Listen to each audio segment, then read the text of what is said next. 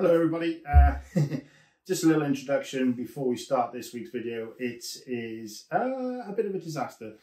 I went down to Stourhead Gardens and every intention of shooting a video. Couple things got in the way of it though. My incompetence when it comes to filming, as you will see at the start of the video.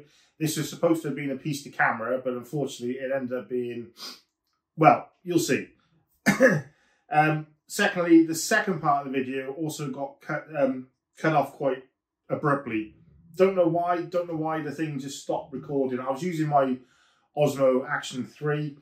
For some reason, halfway through recording the piece to camera, it just shut off. So I had to back edit that section to cut it off at a reasonable point where it made a bit of sense that it cut off.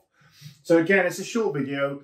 It's mainly me talking to the camera a couple of times. There's a bit about compositions, but at the end I've put the photographs up just to see, so you can see basically what's going on. There's some nice images there, I must admit. There will be a better video coming on Sunday. This is just a short one really, but I like to just to post some of these because I think it's actually quite funny really, but it just shows that, you know, I'm working hard, but I'm still making a lot of mistakes at the minute. So please enjoy it for what it is.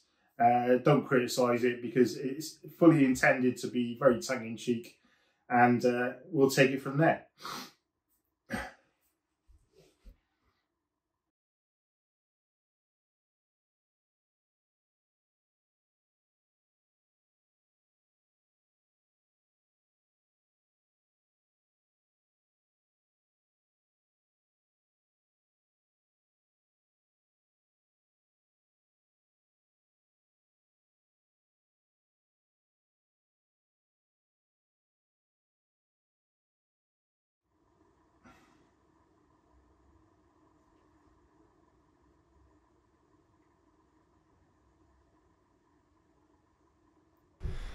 Right, back again.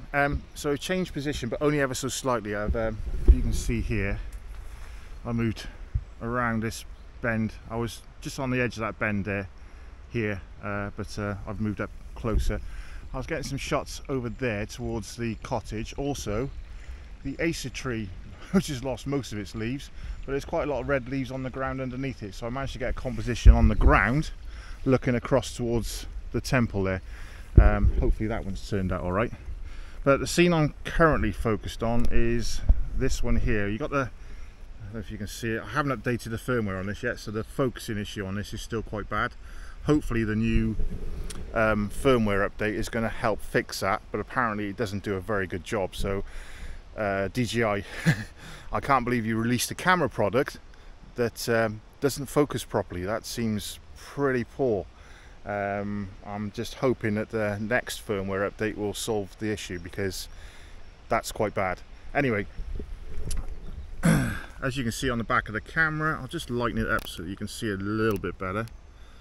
So you can see I've got the little, whatever it is, temple there, and the little stone bridge this side as well, and then just the reflections of the water. I'm trying to cut the sky out because obviously the trees are still quite dark, so I can double expose for the sky, but to be honest, there's not really a huge amount going on up there anyway, so it's not like there's a dramatic sky up there or anything. So I'm cutting that out and just keeping the trees and the reflections on the water.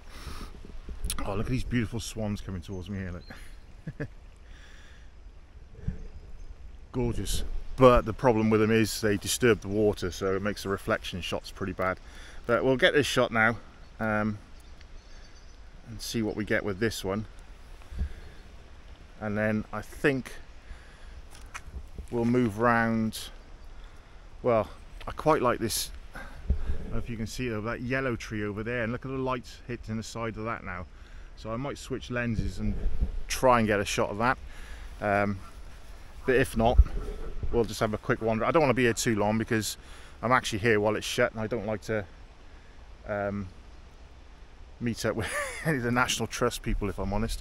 But I mean, they are pretty good. I mean, I've been here many times early in the morning and they don't say anything. I think they understand that we're here doing photography, which ultimately helps them because we're advertising their property for free in exchange for free access. So they can't really moan too much, I suppose. But anyway, I might get a shot of these swans, because these are beautiful birds, absolutely stunning, and they've got a couple of cygnets with them as well. So I might grab a shot of these going past the cottage. So I'm going to switch you off now, but I'll show you all the photographs at the end anyway. All right, see you in a bit. Bye.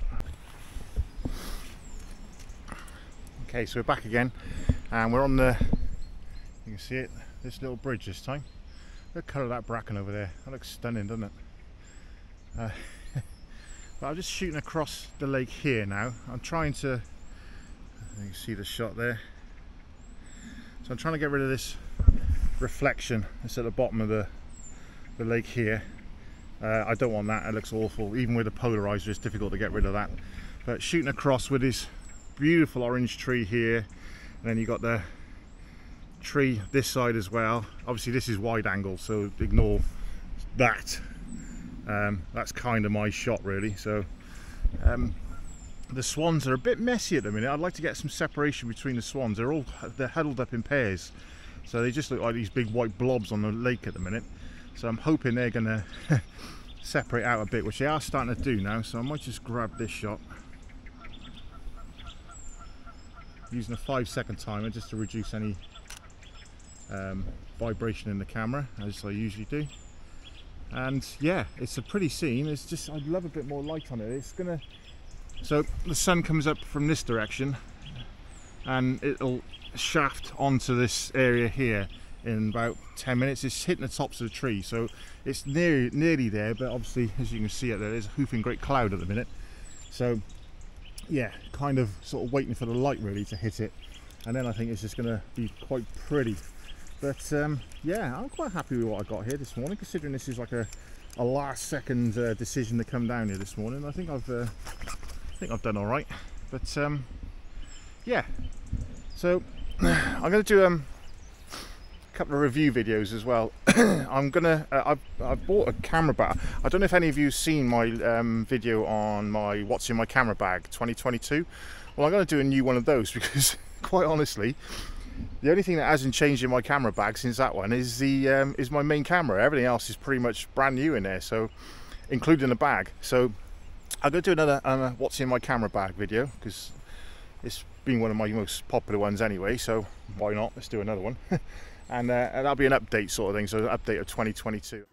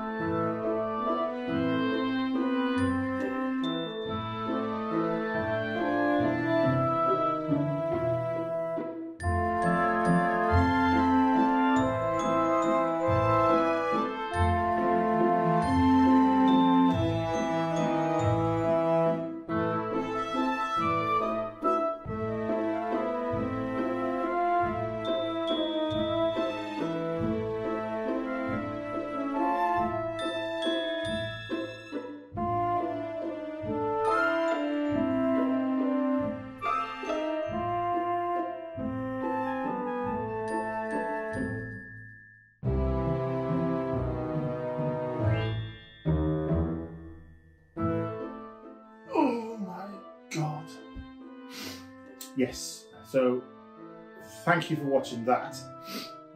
If you did last long enough to the end of the video, I really do appreciate that. Please like and subscribe. God knows why you'd want to. And we'll catch up with you in the next video. I promise it'll be a little bit better than that one was.